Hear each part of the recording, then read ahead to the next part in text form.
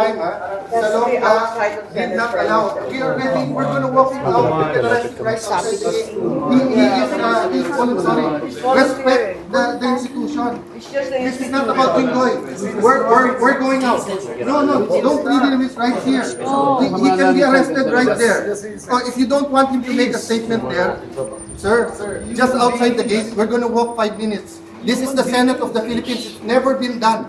It's never been done. Salonga stood up for Enrile. Ang kalaban si Cory. Ang kaso rebellion.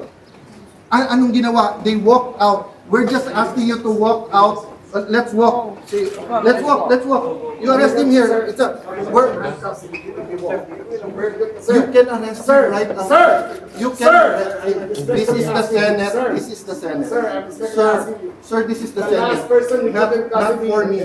No, I did not. That's not for me. That's for the Senate, sir. Sir, that's for the Senate. For the country. Sir, pumayag ka na. Pumayag ka na. Right outside the door. Right outside the door. No handcuffs.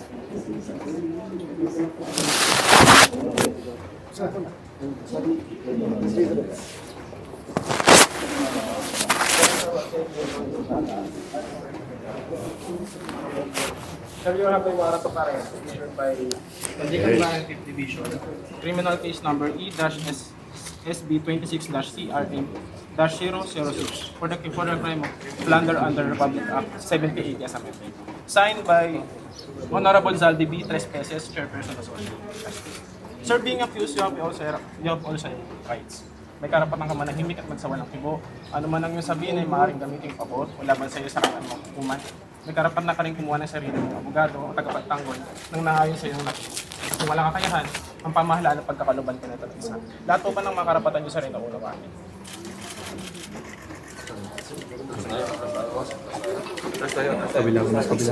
Kabante mo.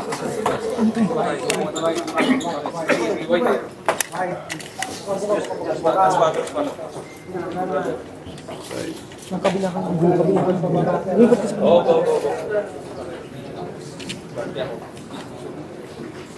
Elevator, yung ano lang arresting ko ano lang. Baba na, takbo baba.